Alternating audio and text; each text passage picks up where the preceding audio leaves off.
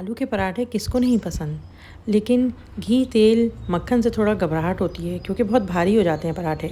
आपने कभी ट्राई किए हैं तुर्किश पराठे? तो आज हम बनाएंगे पराठे बिल्कुल सॉफ्ट और कम घी में। बिस्मिल्लाहिर्रहमानिर्रहीम। अस्सलाम वालेकुम। रेसिपी स्टार्ट करते हैं। सबसे पहले हम लेंगे मैदा और मैदे में ऐड करेंगे खमीरा। इंस्टेंट खमीर हमने ऐड किया है और साथ में हम ऐड कर रहे हैं चीनी और पाउडर का दूध। इसके अलावा इसमें जाएगा तेल, बहुत कम तेल है आप देख रहे हैं। तेल के साथ थोड़ा नमक डालेंगे हम, मिक्स करेंगे अच्छे से और मिक्स करने के बाद हम इसको पानी से, हल्के गर्म पानी से गूंद लेंगे। तकरीबन 1.5 कप पानी लगा है मेरा, आपका कम भी लग सकता है या ज़्यादा भी लग सकता है। थोड़ा थोड़ा पानी डालिए और अच्छे से आटे को गूंद लें। जिन लोगों को पराठे नहीं पसंद ना आलू के, तो वो भी इस रेसिपी के बाद आपके हाथ के आलू के पराठे मांगेंगे, क्योंकि ये बहुत ही मज़ेदार बनते हैं, सॉफ्ट बनते हैं। इसके अलावा इसमें घी और तेल इतना कम इस्तेमाल होता है कि भारीपन महसूस नहीं होता। और मुझ जैसे लोग जो पराठे खाना चाहते हैं लेकिन अवॉइड करते हैं क्योंकि बहुत ज़्यादा भारीपन हो जाता है, तो मुझे भी ये पराठे बहुत पसंद है। आटे को अच्छी तरह गूंदने के बाद अब हम इसमें हल्का सा तेल लगाएंगे। तेल लगाने के बाद इसको अच्छी तरह कवर कर देंगे। आप चाहें तो जिस तरह से मैं कर रही हूँ नायलॉन से कवर, आप वैसे कवर करें, या फिर आप अच्छे से इसको ढक के रख दीजिए। खोलिएगा बिल्कुल नहीं जब तक कि ये फूल ना जाए। गर्मियों में 1 घंटा और सर्दियों में कम से कम 1.5 से 2 घंटे लग जाते हैं। अब हम फिलिंग की तरफ चलते हैं और उबले हुए आलू को मैंने मैश कर लिया है। अब हम एक पैन में थोड़ा सा तेल ऐड करेंगे, बिल्कुल थोड़ा सा लिया है मैंने तेल, और उसमें हम ऐड करेंगे बिल्कुल बारीक कटा हुआ लहसुन और ज़ीरा। हल्का सा इसको फ्राई करेंगे और उसमें हम ऐड करेंगे प्याज, बिल्कुल बारीक कटी हुई। लेकिन बारीक कटी हुई होगी तो पराठे में जब हम फिल करेंगे तो हमारा पराठा टूटेगा नहीं। तो बिल्कुल बारीक चॉप करके आप प्याज इसमें ऐड करेंगे। प्याज को फ्राई करेंगे, हमें प्याज को ब्राउन नहीं करना है, बस हल्का सा इसको फ्राई करना है। जितनी देर में प्याज फ्राई हो रही है आप चैनल को जल्दी से सब्सक्राइब कर दें अगर आप न्यू हैं चैनल पे, और वीडियो को लाइक ज़रूर करिएगा। अब मैं इसमें ऐड कर रही हूँ टोमेटो पेस्ट। टोमेटो पेस्ट अगर आपके पास नहीं है तो कोई मसला नहीं है, आप केचप डाल लें थोड़ी सी। मसाले ऐड करेंगे, थोड़ी सी इसमें जाएगी लाल मिर्च,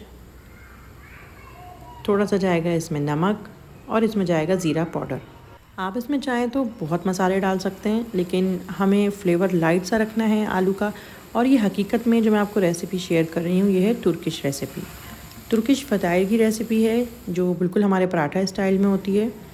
हर मुल्क में अलग अलग तरह की रेसिपीज़ होती हैं और वो मिलती जुलती होती हैं, तो इसीलिए मैंने मसाले बिल्कुल हल्के रखे हैं। आप चाहें तो मसाले ऐड कर सकते हैं, गरम मसाला वगैरह भी ऐड कर सकते हैं। अब हम चूल्हा बंद करके, मसालों के बाद हमने हल्का सा मिक्स किया है और चूल्हा बंद करके हमने इसमें आलू ऐड कर दिए। आलू को मिक्स करेंगे और साथ में हरा धनिया ऐड कर देंगे। हरा धनिया भी बिल्कुल बारीक काट के डालिएगा। अच्छी तरह मिक्स करेंगे और ठंडा करने रख देंगे।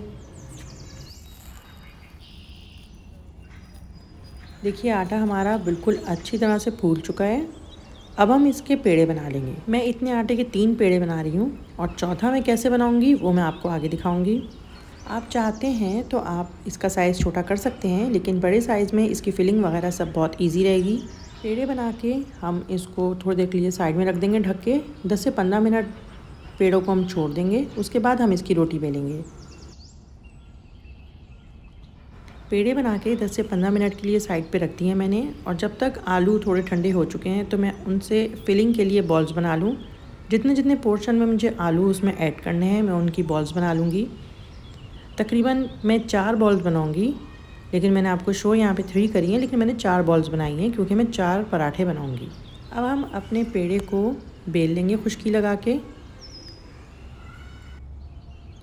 पेड़े को हल्के हाथ से बेलने के बाद हम इसमें जो हमने पोर्शन बनाया था अपनी बॉल का वो इसमें ऐड कर देंगे। चारों तरफ से रोटी को जमा करेंगे और ऊपर से कटिंग कर देंगे।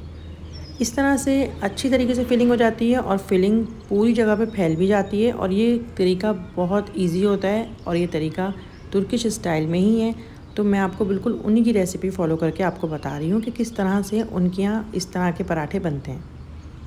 अब हम इस पेड़े को जो हम फिल कर चुके हैं साइड में रख देंगे रेस्ट देने के लिए 10 से 15 मिनट, और बाकी पेड़ों को भी इसी तरह से हम रेडी कर लेंगे। मुझे पराठों को फिलिंग करने का ये तरीका बहुत आसान लगता है बनिस्बत उस तरीके से जिस तरीके से हम लोग पाकिस्तानी पराठों को फिल करते हैं। 3 पेड़ों के अंदर मैंने आलू ऐड कर दिया है। अब देखें ये है मेरा चौथा पेड़ा, और वो कैसे बनाए, जो मैंने कटिंग करके आटा निकाल दिया था उन तीनों पेड़ों की कटिंग किए हुए आटे से मैंने ये चौथा पेड़ा बनाया है। तो इस तरह से बनेंगे मेरे 4 बड़े पराठे।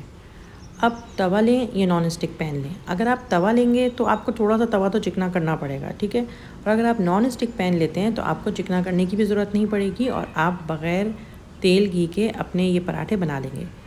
हल्के हाथ से जिस तरह से मैं इसको बेल रही हूँ और मैंने स्टार्टिंग में शुरू किया है बेलना, इसी तरह से आप बेलेंगे और फिर इसको रोटी को अपने पराठे को बड़ा कर लेंगे। हल्का सा मोटा ही रखना है इसको, ज़्यादा पतला करने के चपाती बनाने के चक्कर में नहीं रहिएगा, क्योंकि ये पराठे हैं तो ये थोड़े मोटे ही होंगे। तवा मेरा गरम है, अब मैं पराठा उस पर डालूँगी और बस उसको सेकूँगी।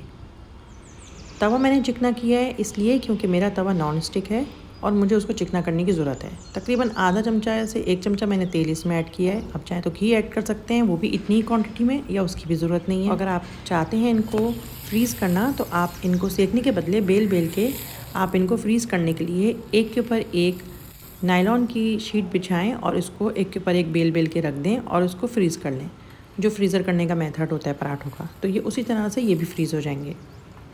अब मैं इसको सेक रही हूँ। चूल्हा तेज़ नहीं है मेरा, दरमियानी आँच है मेरी चूल्हे की, और हल्का हल्का सा मैं इसको सेकती जाऊँगी और एक तरफ से जब ये सिक जाएगा और इसके अंदर बबल्स आ जाएंगे तो फिर मैं इसको पलट दूँगी। मेरे पराठे में सेकते हुए बबल्स बन रहे हैं, लेकिन अगर आप नॉन स्टिक पैन यूज़ कर रहे हैं तो हो सकता है आपका पराठा बिल्कुल फूल जाए गुब्बारे की तरह। तो आप बिल्कुल परेशान नहीं होइएगा, इसका मतलब आपका पराठा बहुत ज़बरदस्त बनने वाला है। तो आप उसको उसी तरह से सेकिएगा जिस तरह मैं सेक रही हूँ और फिर बाद में उसको हल्के हाथ से पलट दिएगा। पराठा मेरा अच्छी तरह सिक चुका है। अब अपना पराठा मैं निकाल लूँगी और फिर दूसरा पराठा उसी तरह से मैं इस पर सेक लूँगी।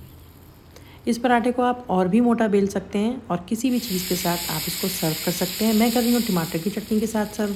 आप चाहें तो रायते के साथ, किसी भी भाजी के साथ, या बिल्कुल ऐसे ही। हर तरह से ये बहुत मज़े का लगने वाला है। और देखें कितना सॉफ्ट बना है। और आप चाहें तो इसकी परत भी खोल सकते हैं। गरम बहुत हो रहा है इसलिए ज़रा मुझे थोड़ी मुश्किल हो रही है। रेसिपी को आज ही ट्राई करें, और चाय के साथ भी अगर आप इसको सर्व करेंगे तो ये बग़ैर किसी चीज़ के साथ भी बहुत मज़े का लगेगा। चलिए मैं अपना पराठा एंजॉय करती हूँ, आप भी बनाइए। मेरी बाकी रेसिपीज़ को भी आप देखिए, आपको पसंद आएंगी। अपना बहुत ख्याल रखिएगा। नेक्स्ट रेसिपी तक के लिए अल्लाह हाफिज़।